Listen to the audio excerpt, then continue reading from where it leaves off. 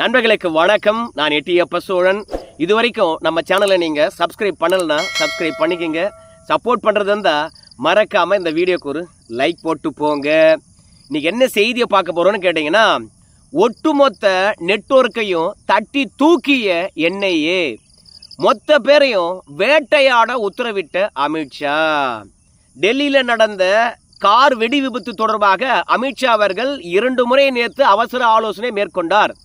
அந்த அவசர ஆலோசனைக்கு பிறகு இது எந்த மாதிரியான சம்பவம் என்பதை குறிப்பால் உணர்த்தியிருக்கின்றார் நம்முடைய அமித்ஷா. என்ன சொல்லியிருக்காருன்னு கேட்டிங்கன்னா, ஆலோசனைக்கு பிறகு இந்த சம்பவத்தின் பின்னாடி இருக்கக்கூடியவங்க அத்தனை பேரையும் வேட்டையாடுங்க. இந்த சம்பவத்தை அரங்கேற்றி இருக்கிறவங்க நம்முடைய பெரும் கோபத்தை சம்பாதித்து விட்டார்கள். எவனும் வெளியே இருக்கக்கூடாது, மொத்த பேரையும் வேட்டையாடுங்க அப்படின்னு சொல்லிட்டு உத்தரவிட்டு இருக்கின்றார். அது மட்டும் இல்லாமல் அங்கோலாவில் சுற்றுப்பயணம் செய்து கொண்டிருக்கக்கூடிய நம்முடைய குடியரசுத் தலைவர்கிட்டையும் ஃபோன் பண்ணி டெல்லி செங்கோட்டைக்கு அருகாமையில் என்ன நடந்தது என்பதை பற்றி தெளிவாக சொல்லியிருக்கின்றார் நம்முடைய அமித்ஷா. அது மட்டும் இல்லாமல் நம்முடைய பாதுகாப்புத்துறை அமைச்சர் ராஜ்நாத் சிங், நமக்கு கிடைத்த தகவலின் அடிப்படையில் யாரையும் விட போகிறதில்ல, மொத்த பேரையும் தட்டி தூக்க போகிறோம். இனிமேல் இந்தியாவுக்குள்ளே இந்த மாதிரியான சதி செயல்கள் ஒருபோதும் நடக்காது. இந்த சதி செயலில் ஈடுபட்டிருக்கிறாங்க இல்லையா, அவங்களுக்கு கொடுக்கப்படுகின்ற தண்டனையானது இனிமேல் இந்தியாவுக்குள்ளே இந்த மாதிரி நாச வேலை செய்யக்கூடாது என்ற எண்ணம் அவங்களுக்கு வரும். நம்ம மோடியை பொறுத்த வரைக்கும் பூட்டான் போயிருக்கிறேன். பூட்டானில் போய் அவர் பேசின விஷயம் என்னன்னு கேட்டிங்கன்னா, நான் கனத்த இதயத்துடன் பூட்டான் வந்திருக்கிறேன். ஏன் கனத்த இதயத்துடன் வந்திருக்கிறேன்ற விஷயமானது உங்கள் எல்லாருக்கும் தெரியும். டெல்லியில் விரும்பத்தகாத நிகழ்வு நடந்திருக்குது. இந்த விரும்பத்தகாத நிகழ்வை யார் நிகழ்த்தியிருந்தாலும் சரி, அவங்களுக்கு உரிய தண்டனை கிடைக்கும். நீதி பாதிப்படைஞ்சவங்களுக்கு கண்டிப்பாக பெரிதாக கிடைக்கும். யாரையும் விட போறதில்லை அப்படின்னு மோடி சொல்லியிருக்கின்றார். இந்த மாதிரி முக்கியமாக 3 புள்ளிகள் சொல்லியிருக்கின்ற ஒரு வார்த்தை, டெல்லியில் கார் வெடி விபத்து என்று சொன்னாலும் இது திட்டமிட்ட சதி, இது ஒரு பயங்கரவாத தாக்குதல், இது ஒரு தற்கொலைப்படை தாக்குதல் என்பதை வெளிப்படையாக சொல்லாமல் சூசகமாக நம்முடைய உயர் பொறுப்பில் இருக்கக்கூடிய தலைவர்கள் சொல்லியிருக்கிறாங்க. அதனால் இது ஒரு தற்கொலைப்படை தாக்குதல். இந்த டெல்லி கார் வெடி விபத்து தொடர்பாக டெல்லி காவல்துறையினர் தான் விசாரித்து கொண்டிருந்தார்கள். என்எஸ்ஏ வந்தது.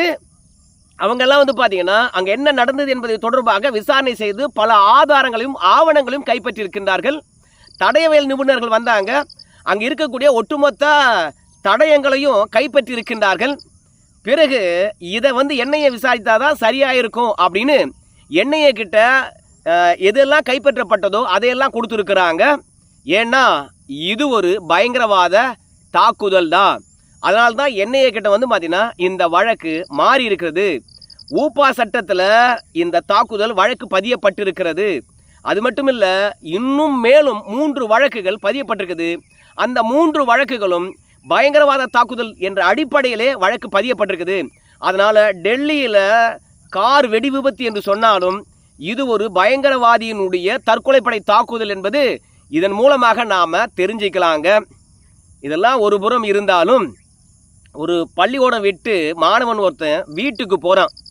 அவன் வீட்டுக்கு நேராக போய் தன்னுடைய சமூக வலைத்தளத்தில் ஒரு பதிவை போடுறான். ரெடிட் என்ற சமூக வலைத்தளத்தில் ஒரு பதிவு போடுறான். என்ன பதிவுன்னு பார்க்கும்பொழுது, நான் டெல்லி செங்கோட்டையை கடந்து வந்தேன், அதே மாதிரி டெல்லியில் இருக்கக்கூடிய மெட்ரோ ரயில் நிலையத்தையும் கடந்து வந்திருக்கேன். நான் பல முறை டெல்லி மெட்ரோ ட்ரெயினில் பார்த்தீங்கன்னா போயிருக்கிறேன். அப்படி போகின்ற பொழுதுலாம் டெல்லி செங்கோட்டைக்கு அருகாமையிலும் சரி, மெட்ரோ ரயில் நிலையத்தினுடைய அருகாமையிலும் சரி, எப்பொழுதும் காவல்துறையினரும் சரி, இராணுவத்தினரும் சரி காணப்பட மாட்டாங்க. ஆனால் இன்னைக்கு அளவு கடந்த காவல்துறையும் அளவு கடந்த இராணுவத்தினரும் செங்கோட்டைக்கு அருகாமையிலும் மெட்ரோ ரயில் நிலையத்துக்கு அருகாமையிலும் இருக்கிறாங்க. ஸோ அந்த இடத்துல என்ன நடக்க போகுது, டெல்லியில் என்ன நடக்க போகுது அப்படின்னு சொல்லிவிட்டு திடீர்னு இவ்வளோ பேரை குவித்திருக்கின்றார்களே என்று சந்தேகத்தை எழுப்பி பள்ளி விட்டதும் 4 மணிக்கு தன்னுடைய சமூக வலைதளத்தில் இந்த பதிவை போடுறான். இந்த பதிவை வச்சுக்கிட்டு சமூக வலைதளவாசிகள் என்ன கேள்வி எழுப்புறான்னு கேட்டிங்கன்னா, அப்போது டெல்லியில் இருக்கக்கூடிய பாதுகாப்பு படையினருக்கும் காவல்துறையினருக்கும் இந்த மாதிரியான அசம்பாவிதம் நடக்க போகுது அப்படின்றது ஏற்கனவே தெரியுமா? என்றைக்கும் இல்லாத திருவிழாவாக இன்றைக்கி ஏன் அவ்வளோ இராணுவத்தினரும் அவ்வளோ காவல்துறையினரும் செங்கோட்டைக்கு அருகாமையில் குவிக்கப்பட்டாங்க? இந்த பையன் போட்டிருக்கின்ற பதிவு எந்த அளவுக்கு உண்மையாக போச்சு, ஏன்னா இந்த பையன் 4 மணிக்கு போட்டிருக்கான். ஆனால் 6:52க்கு செங்கோட்டைக்கு அருகாமையில் வந்து பார்த்தீங்கன்னா கார் வெடிவிபத்தானது நிகழ்கிறது. பிறகு இந்த பதிவானது நீக்கப்படுகிறது. அந்த பையனே நீக்கிட்டானா இல்லை அரசாங்கமானது களத்தில் இறங்கி அதை நீக்கியிருக்குதா அப்படின்னு நமக்கு தெரியல. அதனால் இந்த மாதிரியான சம்பவங்கள் நடைபெற போகுது என்று சொல்லிட்டு டெல்லி காவல்துறைக்கு ஏற்கனவே வந்திருக்கிறது. ஆனால் அதை தடுக்க தவறிட்டாங்க அப்படின்னு குற்றச்சாட்டுகளும் எழுகிறது. உலகத்தில் பல நாட்டு தலைவர்களும் வந்து டெல்லியில் நடந்த கார் வெடி விபத்து தொடர்பாக தங்களுடைய இரங்கலை பதிவு செய்திருக்கின்றார்கள். இந்தியாவுக்கான ஆறுதலையும் சொல்லியிருக்கிறாங்க. காயமடைந்தவர்களுக்கும் வந்து பார்த்தீங்கன்னா உயிரிழந்தவர்களுக்கும் வந்து பார்த்தீங்கன்னா தங்களுடைய அனுதாபங்களை தெரிவித்துக் கொண்டு இருக்கின்றார்கள் பல நாட்டு தலைவர்கள். ஆனால் பக்கத்தில் இருக்கக்கூடிய பாகிஸ்தான்காரன் மட்டும் வந்து பார்த்தீங்கன்னா இந்த மாதிரி கார் வெடி விபத்து நிகழ்ந்திருக்கிறது என்று தெரிந்த பிறகு அவனுடைய வானிலையே மூடிட்டான் ஃபஸ்ட்டு. ரெண்டாவது, நம்ம நாட்டில் நடந்த கார் வெடி விபத்துக்கும் 12 பேர் உயிரிழந்ததுக்கும் ஒரு அனுதாபம் கூட தெரிவிக்கவே இல்லைங்க பாகிஸ்தானுக்காரன். ஏன்டா தெரிவிக்கல அப்படின்னு கேட்டால், இந்தியாவால் ஏவி விடப்பட்ட பயங்கரவாதத்தினுடைய தாக்குதலை தினம் தினம் நாங்கள் அனுபவிச்சுட்டு இருக்கிறோம். எங்கள் நாட்டில் குண்டு வெடிக்காத நாள் ஏதாவது ஒரு நாள் இருக்குதா? இந்தியாவில் இருக்கக்கூடிய ஹையர் அஃபீஷியல் வந்து பார்த்தீங்கன்னா எங்கள் நாட்டில் நடக்கக்கூடிய அசம்பாவிதங்களுக்கு இரங்கல் தெரிவிச்சிருக்காங்களா? நாங்கள் ஏன் தெரிவிக்கணும் அப்படின்னு பாகிஸ்தானுக்காரன் சொல்கிறான். ஏன்டா அதுக்காக வானிலையை மூணு அப்படின்னு சொல்லுகின்ற போது அதுக்கு பதில் கிடைக்கல. ஏன்னா இந்த கார் வெடி விபத்துக்கு பின்னாடி பாகிஸ்தான் இருக்கலாம், ஜெய்ஷி முகமது இருக்கலாம் அப்படின்னு நம்ம நாட்டினுடைய எண்ணெயே நினைக்கிறது. இந்த மாதிரி பாகிஸ்தானுடைய பின்னணி தெரிஞ்சு போச்சுன்னு வச்சுங்களேன், மீண்டும் ஆப்ரேஷன் சிந்தூரானது 2.0 அரங்கேற்றினாங்கன்னா இந்தியாக்காரங்க. அதனால் முன்கூட்டியே எச்சரிக்கையாக இருக்கலாம் அப்படின்றதுக்காக தான் தன்னுடைய வானிலையை பாகிஸ்தான் மூடி இருக்குது அப்படின்னு சொல்கிறாங்க. அது மட்டும் இல்லை, நேற்று இஸ்லாமாபாத்தினுடைய உச்சநீதிமன்றத்தினுடைய வாயலில் வந்து பார்த்தீங்கன்னா ஒரு காரானது வெடித்து சிதறி இருக்கிறது. அதில் ஏகப்பட்ட குண்டுகள் நிரப்பப்பட்டிருக்கிறது. உச்சநீதிமன்றத்தினுடைய வாயலில் கார் வெடித்து சிதறிது இல்லையா, அங்கே 27 பேர் உயிரிழந்திருக்கிறாங்க. ஸோ இந்தியாவில் நடந்த ஒரு நாள் கழித்து இஸ்லாமாபாத்தினுடைய உச்சநீதிமன்றத்தினுடைய வாயலில் வந்து பார்த்தீங்கன்னா குண்டு வெடிப்பு நிகழ்ந்திருக்கிறது. ஸோ இந்தியா பொறுத்த வரைக்கும் இதற்கு என்ன வருத்தத்தை தெரிவிச்சது, இல்லை இரங்கலை தெரிவிச்சது. அதனால் இந்தியாவில் எது நடந்தாலும் நாங்கள் என்ன பொறுப்பா, நாங்கள் இரங்கல் தெரிவிக்கிறோம் அப்படின்னு பாகிஸ்தானுக்காரன் சொல்கிறான். ஆனால் இதுக்கு பின்னாடி பாகிஸ்தான் இருக்குது அப்படின்றது பல பேருடைய குற்றச்சாட்டாக இருக்கிறது. இன்னும் வேற தேடி போயிட்டு இருக்கிறாங்க. டெல்லியில் நடந்த இந்த சம்பவத்தின் பின்னாடி இருந்து சில கருத்துக்களை முன்முடிவாக சொல்கிறாங்க. முதல்ல என்ன முன்முடிவுன்னு கேட்டிங்கன்னா, டெல்லியினுடைய செங்கோட்டை அருகாமையில் எந்த மாதிரியான கார் வெடி விபத்து நிகழ்ந்திருக்குதுன்னா இந்தியாவில் எந்த பகுதியும் பாதுகாப்பானது கிடையாது. அதனால் எல்லா பகுதியும் பாதுகாப்பை அதிகரிக்கணும். ரெண்டாவது, இந்த கார் வெடி விபத்தை இவன் தான் செஞ்சிருப்பான்னு சொல்லிவிட்டு முகமது உமர் நபி என்கின்றவனை அடையாளம் கண்டறிந்திருக்கின்றார்கள். ஏன்னா அவனுடைய காரு எங்கே வாங்கப்பட்டிருக்குது என்ற விவரம் வரைக்கும் ட்ரேஸ் பண்ணிட்டாங்க. இப்படி புல்வாமாவில் இருக்கக்கூடிய தாரிக் என்ற நபரிடத்திலிருந்து இந்த முகமது உமர் நபி வந்து பார்த்தீங்கன்னா இந்த காரை வாங்கியிருக்கான். அது மட்டும் கிடையாது, ஏற்கனவே நம்ம சொன்னோம், ஹரியானாவில் இருக்கக்கூடிய சல்மான் என்கின்றவன் தான் வந்து இந்த காரை முதல்ல வாங்கியிருக்கான். பிறகு நாதன்ஸா நதீம்ஸ் அவங்க கிட்ட வந்து இந்த காரை விற்றுருக்கிறான். அதற்கு பிறகு தேவேந்திரா அப்படின்றவங்க கிட்ட வந்து பார்த்தீங்கன்னா இந்த கார் கைமாறி இருக்குது. இப்படி பல பேர்கிட்ட கைமாறி கடைசியில் புல்வாமாவில் இருக்கக்கூடிய தாரிக்கு கிட்ட போயிருக்குது. தாரிக் கிட்ட இருந்து இந்த முகமது உமர் நபி என்கின்றவன் இந்த காரை வாங்கியிருக்கான். இப்போது இந்த கார் வெடி விபத்துக்கு காரணமாக இருந்த முகமது உமர் நபியாக இருக்கலாம். இவங்க அத்தனை பேருமே வந்து டாக்டராக இருக்கிறாங்க. அது மட்டும் இல்லாமல் முசாமில் கனாயி அவர் வீட்டிலேருந்து 300 கிலோ வந்து பார்த்தீங்கன்னா வெடிப்பொருளை கைப்பற்றிருக்காங்க. அதே மாதிரி ஒரு பெண் டாக்டர் ஷாகின் சயீத், அது மட்டும் இல்லாமல் இன்னொரு பயங்கரவாத செயலில் ஈடுபட்டதாக கருதப்படக்கூடிய அதிரடியாக கைது செய்யப்பட்டிருக்கிறாரு அதில் அகமது. இந்த ஆளுங்க வீட்லையும் இருந்து பார்த்தீங்கன்னா AK-47 துப்பாக்கியானது கைப்பற்றப்பட்டிருக்குது. அது மட்டும் இல்லை, இவங்க ஜெய்ஷி முகமதுடன் தொடர்பில் இருந்தாங்க என்பதற்கான ஆதாரம் கிடைச்சிருக்கிறது. அது மட்டும் இல்லை, ISIனுடைய பெண்கள் அமைப்பாக கருதப்படுகிற அன்சார் கஸ்வத் ஹுல் ஹிந்த் என்ற பயங்கரவாத பெண் அமைப்பில் இவங்க சேர்ந்திருக்கிறாங்க, பயிற்சி கொடுத்துருக்குறாங்க இந்த பெண் டாக்டர் ஷாகின் சயீத். இந்த ஒட்டுமொத்த நெட்வொர்க் கிட்டம் இருந்து நம்ம நேத்தே சொன்னோம் 2900 கிலோ வெடிப்பொருட்களை கைப்பற்றியிருக்கின்றார்கள். இப்படி இந்த ஒட்டுமொத்த நெட்வொர்க்கும் எங்கிருந்து உருவாகியிருக்கிறது அப்படின்னு பார்க்கும்போது ஹரியானாவில் இருக்கக்கூடிய அல்பலா என்ற மெடிக்கல் காலேஜில் இருந்து இந்த பயங்கரவாதிகள் உருவாகியிருக்கிறாங்க. கிட்டத்தட்ட 6 பேரை இப்போ கைது பண்ணியிருக்கிறாங்க. இந்த 6 பேரும் டாக்டர்கள். இன்னும் 2 பேரையும் சேர்த்தே கைது பண்ணியிருக்கிறாங்க. அந்த 2 பேர் யாருன்னு கேட்டிங்கன்னா, இந்த கார் வெடி விபத்தை நிகழ்த்தியதாக நினைக்கக்கூடிய முகமது உமர் நபியினுடைய தங்கை மற்றும் அம்மா. அவங்க மட்டும்தான் டாக்டர் இல்லை, மற்ற எல்லாருமே வந்து பார்த்தீங்கன்னா டாக்டர்களாக இருக்காங்க. ஸோ பயங்கரவாதிகள் என்றாலே பிச்சைக்காரனாக இருப்பான், பணத்துக்கு ஆசைப்பட்டு வந்து பார்த்தீங்கன்னா நாட்டுக்கு எதிராக செயல்படுவான், விலை போய் விடுவான் என்ற நிலையெல்லாம் மாறி இன்னைக்கு டாக்டராகவே இருந்தாலும் சரி இந்தியாவுக்கு எதிராக திருப்ப முடியும் அப்படின்னு பயங்கரவாதிகள் வந்து பார்த்தீங்கன்னா நமக்கு நிரூபித்திருக்கின்றார்கள். அது மட்டும் இல்லை, அவன் டாக்டராக இருந்தால் என்ன, இல்லை சாதாரண மனுஷனாக இருந்தால் என்ன, எவனாக இருந்தாலும் சரி மதத்துக்கு ஆட்பட்டவன், மதவெறி கொண்டவனாக இருக்கின்றான். அதனால் அவனுடைய மனசை மாற்றுறது ரொம்ப ஈஸி. ஆனால் இனிமேல் வந்து பயங்கரவாதிகள் என்றால் பிச்சைக்காரன் தான் அப்படின்னு நினைக்காதீங்க. ஒயிட் காலர் ஜாப் செய்கிறவங்க கூட வந்து பார்த்தீங்கன்னா இனிமேல் பயங்கரவாத செயலில் ஈடுபடுவான் அப்படின்றது இந்தியா இப்போது கற்றுக்குச்சு. 3வது, பாகிஸ்தானில் இருந்து தான் வந்து பயங்கரவாத செயலை அரங்கேற்றணும் அப்படின்னு அவசியம் கிடையாது. இந்தியாவில் இருக்கக்கூடிய இந்தியர்களே வந்து பார்த்தீங்கன்னா நாங்கள் மூளை செலவு செய்வோம் அப்படின்னு சொல்லிட்டு யாரெல்லாம் ஐஎஸ்ஐ அமைப்பினுடைய சித்தாந்தத்தை ஏற்றுக்கொண்டவன், ஜெய்ஷி முகமதுனுடைய சித்தாந்தத்தை ஏற்றுக்கொண்டு இருக்கின்றானோ அவனை பிடிச்சி அவன் மூலமாக இந்தியாவில் இருக்கக்கூடிய இந்தியர்களை இந்தியாவுக்கு எதிராக திசை திருப்ப முடியும் அப்படின்றதையும் பாகிஸ்தான் பயங்கரவாதிகள் கார் வெடி விபத்து மூலமாக நிரூபிச்சிருக்கிறாங்க. அது மட்டும் இல்லை, கோலாகல சீனிவாஸ் அவர்கள் ஒரு கருத்தை பதிவிடுகின்றார். என்ன கருத்து என்று பார்க்கின்ற போது, இந்த உமர் நபி என்கின்றவன் இந்த காரை ஓட்டு வந்தான் இல்லையா, இந்த காரானது பல்வேறுபட்ட சுங்க சாவடிகளிலும் சரி காவல்துறை சோதனையிலும் சரி தப்பிச்சிருக்குது. இவன் வெடிப்பொருளை கொண்டு வந்தான் என்பது எல்லாருக்கும் தெரியுது. ஏன்னா கார் வெடி விபத்து நிகழ்ந்த பிறகு அங்கே இருக்கக்கூடிய தடயவியலரை பொறுத்த வரைக்கும் சோதனை செஞ்சுருக்காங்க. லிக்விடு அமோனியம் நைட்ரேட் இருந்திருக்குது, பொட்டாசியம் நைட்ரேட் இருந்திருக்கிறது, கூடவே இதை வெடிக்க வைப்பதற்கு டெட்டனேட்டரும் பயன்படுத்தி இருக்கின்றான். ஆனால் எல்லாமே வந்து பார்த்தீங்கன்னா லிக்விடு ஃபார்மில் கொண்டு வந்திருக்கிறான். ஸோ இத்தனை சோதனை சாவடிகளும் தப்பிச்சு வந்ததுக்கு காரணம் இவன் வெடிப்பொருட்களாக கொண்டு வராமல் லிக்விடாக கொண்டு வந்தது தான். ஸோ மொத்தத்தில் ஆயுதங்களை கொண்டு வந்து தான் அசம்பாவிதத்தை இந்தியாவுக்குள்ளே நிகழ்த்த முடியும் என்ற எண்ணமெல்லாம் கிடையாது.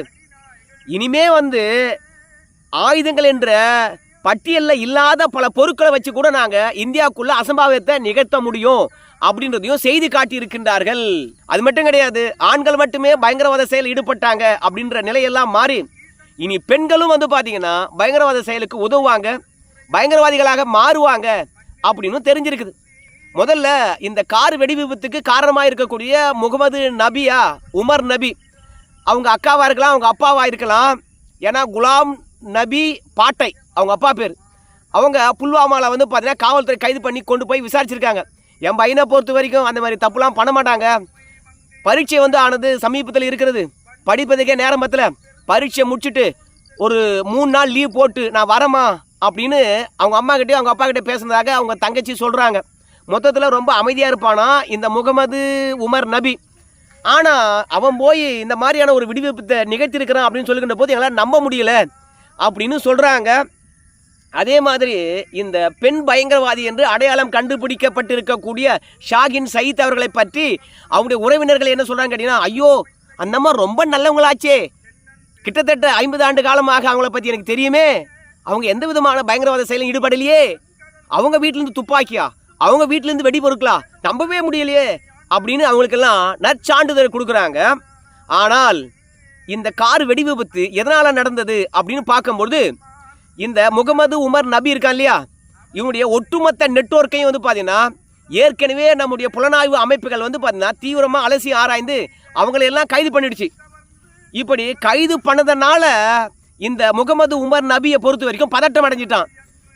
வெடிப்பொருட்களையும் கைப்பற்றிட்டாங்க, நம்முடைய நெட்வொர்க்கையும் தட்டி தூக்கிட்டாங்க, நாம் மட்டும்தான் இருக்கிறோம், அதனால் நம்மளையும் தூக்குறதுக்கு முன்பாக நம்முடைய இலக்கு என்ன, அசம்பாவிதங்கள் நிகழ்த்த வேண்டும், கிடைக்கிற இடத்துல அசம்பாவிதத்தை நிகழ்த்தலாம் அப்படின்னு அவன் யோசனை பண்ணியிருக்கிறான். ஏன்னா பல இடங்களில் அந்த காரானது கடந்து வந்திருக்குது. அப்படி கடந்து வருகின்ற பொழுது இந்த முகமது உமர் நபியினுடைய முகமானது நல்லா தெளிவாக தெரியுது. 2வது, பழைய டெல்லிக்கு அருகாமையில் வந்து அந்த I-20 காரில் இருந்த 3 பேரை இறக்கி விட்டுட்டு அதுக்கப்புறம் காரை வந்து பார்த்தீங்கன்னா ஓட்டின்னு வந்திருக்கிறான். அது மட்டும் இல்லாமல் டெல்லியினுடைய பார்க்கில் வந்து பார்த்தீங்கன்னா கிட்டத்தட்ட ஒரு 5 மணி நேரமாக நிறுத்தி வைக்கப்பட்டு கடைசியில் வந்து ஒரு 6:30 மணிக்கு கார் எடுத்துக்கிட்டு அந்த சிக்னலுக்கு அருகாமையில் வருகின்றான். அதுலேயும் மற்ற காரெல்லாம் வேகமாக வருகின்ற போது முகமது உமர் நபியை பொறுத்த வரைக்கும் I-20 காரை மொல்லமாக ஓட்டிகிட்டு வரான். ஏன் மொல்லமாக ஓட்டிகிட்டு வரான்னு கேட்டிங்கன்னா, அவன் தான் லிக்விட் ஃபார்மில் வந்து நீர்ம நிலையில் வந்து வெடிப்பொருட்களை கொண்டு வரானே. அதனால் எங்கேயாவது வெடித்து சிதறிவிடக்கூடாது, கூட்டம் எங்கே இருக்குதோ அங்கே வந்து பார்த்திங்கன்னா அசம்பாவிதத்தை நிகழ்த்தி விட வேண்டும் என்று தான் வரானே. அதனால தான் வந்து சிக்னலில் எல்லோரும் நிற்க நேரத்தை சரியாக பயன்படுத்தி கொண்டு டெட்டனேட்டரை பயன்படுத்தி காரை வெடிக்க செய்திருக்கிறான். எண்ணெயானது மொத்த தடயத்தையும் தட்டி தூக்கி ஆச்சுங்க. அதனால் இதுக்கு பின்னாடி பாகிஸ்தான் இருக்குதா இல்லை என்பது மட்டும்தான் இப்போதைக்கு விடை தெரிய வேண்டியது. மற்றபடி இது எதனால் நடந்தது என்ற விஷயமெல்லாம் மொத்தமாக கண்டறிந்து விட்டார்கள். உலகத்துக்கும் அம்பலப்படுத்திட்டாங்க. மொத்த நெட்வொர்க்கையும் தூக்கினதால நாளைக்கு நம்மளையும் தூக்கிடுவாங்க அப்படின்ற ஒரு பயம்தான். அது மட்டும் கிடையாது, இந்தியாவை பொறுத்த வரைக்கும் இந்த முகமது உமர் மட்டும்தான் இந்த மாதிரி தற்கொலைப்படை தாக்குதலுக்கு தயாரானானா, இல்லை வேற யாராவது இந்தியா முழுவதும் போயிருக்காங்களா அப்படின்னு சொல்லிட்டு இந்தியா முழுவதும் வந்து பார்த்தீங்கன்னா ரெட் அலர்ட் கொடுத்துருக்காங்க. டே எல்லா பெரும் நகரங்களையும் சோதனை செய்யுங்கடா அப்படின்னு சொல்லியிருக்கிறாங்க. ஆனால் எல்லோரையும் கைது செய்தனுடைய பதட்டத்தின் காரணமாகத்தான் இந்த சம்பவத்தை அவன் அரங்கேற்றிருக்கண்டான் அப்படின்னு சொல்கிறாங்க. இல்லை இது ஒரு விபத்தாக கூட நடந்து போயிட்டுருக்கலாம். சரியான இடத்துல போய் நம்ம எங்கே தாக்குதல் தொடுக்கணுமோ அந்த இடத்துல இந்த காரை கொண்டு போயிருக்கான். ஆனால் இவன் மொத்தமாக லிக்விட் ஃபார்மில் இருந்ததுனால சிக்னல்லே வெடிச்சு போச்சு அப்படின்னு சொல்கிறாங்க. இல்லை பதட்டத்தில் அவனே செஞ்சிட்டான் அப்படிங்கிறாங்க. இல்லை நம்மளை கைது பண்ணுறதுக்கு முன்பாக நாம் இதெல்லாம் செஞ்சு முடிச்சிடணும் அப்படின்னு நினச்சி தான் இவற்றையெல்லாம் செஞ்சு முடிச்சுட்டான் இவனே அப்படிங்கிறாங்க. அது மட்டும் இல்லை, இந்த முகமது உமர் நபி இருக்கான் இல்லையா, அவங்க தாயாரையும் அவங்க தங்கையும் கைது பண்ணி அழைச்சிக்கிட்டு வராங்க. ஏன்னா இந்த முகமது உமர் நபியினுடைய உடலானது முழுமையாக நமக்கு கிடைக்காத காரணத்தினால அவனுடைய உடல் பாகங்களை வந்து பார்த்திங்கன்னா திரட்டி இருக்கிறாங்க. அதில் இருக்கக்கூடிய டிஎன்ஏவும் அவங்க தாயாருடைய டிஎன்ஏவும் இல்லை அவங்க தங்கையுடைய டிஎன்ஏவும் ஒத்து போச்சுன்னு வச்சுங்களேன். இவன் தான் செஞ்சான், இதனால தான் செஞ்சான் என்ற விவரமானது தெரிஞ்சிடும். அதுக்காக தான் வந்திருக்கிறாங்க. மொத்தத்தில் வந்து காயமடைந்தவர்களுக்கு 5 லட்சம், அதிகமாக காயமடைந்தவர்களுக்கு, குறைவான காயமடைந்தவர்களுக்கு 2 லட்சம், உயிரிழந்தவர்களுக்கு 10 லட்சம் டெல்லி அரசாங்கமானது அறிவித்திருக்கிறது. சரி, இந்த சம்பவம் தொடர்பாக நம்ம அமித்ஷா அவர்கள் பதவி விலக வேண்டுமா? வழக்கம் போல் பிரியங்க் கார்கே இருக்கார்ல கர்நாடகாவில், அவர் வந்து ஏப்பா அமித்ஷா உள்துறை அமைச்சராக வந்த பிறகு ஏகப்பட்ட குண்டுவெடிப்புகள், அவர் உள்துறை அமைச்சராக இருக்கவே தகுதி அல்ல அப்படின்னு பேசியிருக்கிறாங்க. ஆனால் பிஜேபிக்காரங்க என்ன சொல்கிறான்னு கேட்டிங்கன்னா, சாமி நாடு முழுவதும் இந்த மாதிரியான பயங்கரவாத செயல்கள் அரங்கேற காத்திருந்தது. ஆனால் நம்முடைய உளவு அமைப்புகளானது 2900 கிலோ வெடிப்பொருட்களை வந்து பார்த்திங்கன்னா கைப்பற்றியிருக்கிறாங்க. அந்த முழு நெட்வொர்க்கையும் வந்து பார்த்திங்கன்னா அசம்பாவிதம் நடைபெறுவதற்கு முன்பாகவே கைது பண்ணியிருக்காங்க. ஆனால் இந்த முகமது உமர் நபி அவர்களை கைது பண்ணணும் அப்படின்னு நினைக்கின்ற பொழுது அவன் இந்த அசம்பாவிதங்களை நிகழ்த்தியிருக்கின்றான். கொஞ்சம் கால நேரம் நமக்கு கிடைச்சிருந்தா இவனையும் தட்டி தூக்கியிருப்போம். 100% அசம்பாவிதம் இல்லாமல் நம்ம பாதுகாத்திருக்கலாம். ஆனால் எல்லாரையும் தட்டி தூக்கின்னு வருகின்ற செய்தியானது ஊடகத்தில் வெளியானதுனால பயந்து போய் இப்படி பண்ணிட்டான். உண்மையாகவே இந்த ஒட்டுமொத்த ஐஎஸ்சியினுடைய நெட்வொர்க்கையும் கைது பண்ண விஷயம் தொடர்பாகவும் செய்திகள் வெளியாகாமல் இருந்ததுன்னா இவனையும் கைது பண்ணியிருப்போம். அதற்கு பிறகு இந்தியா அமைதியாக இருந்திருக்கும். ஆனால் கைது பண்ண விஷயமானது வெளியே தெரிந்த உடனே வந்து இவன் உஷாராகிட்டான், இல்லை பதட்டமாகிட்டான், இந்த சம்பவத்தை நிகழ்த்திட்டான் அப்படின்னு சொல்கிறாங்க. ஆனால் கைது செய்த செய்தியானது அரசாங்கம் வெளியிட்டதா இல்லை வேறு யாராவது வெளியிட்டாங்களா நமக்கு தெரியல. பார்க்கலாம் பொறுத்துந்து. இந்த சம்பவம் இந்தியாவே உலுக்கி இருக்கிறது என்பதில் மாற்று கருத்து கிடையாது. இனிமே இது மாதிரியான ஒரு தீவிரவாத செயல் நிச்சயமாக நடக்காதுன்னு உறுதியளித்திருக்கிறாங்க. பார்க்கலாம் பொறுத்துந்து என்ன நடக்க போகுதுன்னு சொல்லிவிட்டு. காங்கிரஸ் கட்சிக்காரங்கள்லாம் இந்த பயங்கரவாத தாக்குதலை பற்றி பேசுறதுக்கு தகுதியே கிடையாது. அவங்க ஆட்சி ஆளுகின்ற போது வருடத்துக்கு 2 நடக்கும். பார்லிமெண்ட்லேயே குண்டு வைப்பாங்க. சரி நண்பர்களே, இந்த வீடியோ பற்றி எனக்கு கருத்துக்கள் நீங்கள் சொல்லுங்கள். நன்றி.